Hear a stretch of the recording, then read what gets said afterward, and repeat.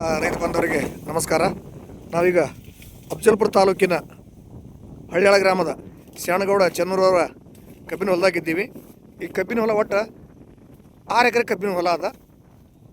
ಈ ಕಬ್ಬಿನ ಹೊಲದೊಳಗೆ ಶ್ರೀಶೈಲನವರು ಡಾಕ್ಟರ್ ಭೂಮ ಹಾಗೂ ಬೂಸ್ಟರ್ ಕಿಟ್ NPK ಸೇತ ಸ್ಟಿಮ್ಮ 99ಗಳನ್ನು ಸತತವಾಗಿ 5 ವರ್ಷಗಳಿಂದ ಬಳಸ್ತಾ ಬಂದಾರ. ಆ ಬಳಸ್ಬತ್ತ ಬೆಳೆ ಯಾವ ರೀತಿ ಬಂದದ ಅನ್ನೋದು ಅವರಿಂದ ಮಾಹಿತಿ ಕೊಡಮ್ಮ. ನಮಸ್ಕಾರ ಶ್ರೀಶೈಲ ಅವರ. ನಮಸ್ಕಾರ. ಈ ಕಬ್ಬಿಗೆ ಔಷಧಗಳನ್ನು ಎಷ್ಟು ಸರ್ತಿ ಕೊಟ್ಟಿರಿ? ಗೊಬ್ಬರ ಎಷ್ಟು ಸರ್ತಿ ಕೊಟ್ಟಿರಿ? ಗೊಬ್ಬರ ಒಂದು ಸರ್ತಿ ಕೊಟ್ಟಿದ್ದಾರೆ. ಗೊಬ್ಬರ ಒಂದು ಸಲ ಕೊಟ್ಟಿರಿ. ಯಾವ ಗೊಬ್ಬರ ಕೊಟ್ಟಿರಿ? ಡಾಕ್ಟರ್ ಭೂಮ್ ಗೊಬ್ಬರ ಕೊಟ್ಟಿರಿ, ಗ್ರೋವೇಜ್ 98, ಆಮೇಲೆ ತೆಳಗೇನಪ್ಪ ಅಂತಂದ್ರೆ ಸ್ಟಿಮ್ರಿಚ 99, NPK, ಈ ಬೂಸ್ಟರ್ ಕಿಟ್ಗಳನ್ನು ಬಳಸಿರಿ. ನೀವು ಬಳಸಿದಾಗ ಪೂರ್ತಿ ಬ್ಯಾಸಿ ಒಳಗೆ ಬಳಸಿರಿ. ಬ್ಯಾಸಿ ಒಳಗೆ ಬಳಸಿದ ಬಳಕ 4 ತಿಂಗಳವರೆಗೆ ಒಟ್ಟೆ ನೀರಿಲ್ಲ ಅಂದ್ರೂ ಈ ರೀತಿ ಕಬ್ಬು ನಿಮಗೆ ಬೆಳೆ ಬಂದದ. ನೀರಿಲ್ಲ ಹತ್ತಿದ್ರು ಬೇರೆಯವ್ರ ಕಬ್ಬಿಗೆ ಈ ಕಬ್ಬಿಗೆ ಏನು ವ್ಯತ್ಯಾಸ ಅದ ರೀ?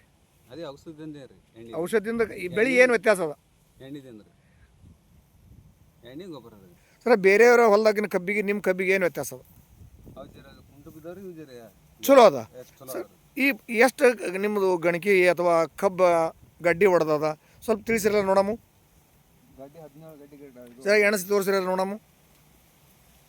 1 2 3 4 5 6 7 8 10 11 12 13 14 15 16 17 ಗಡ್ಡಿ ಅಂದ್ರೆ ಕಣ್ಣು ಹೊಡೆದದ.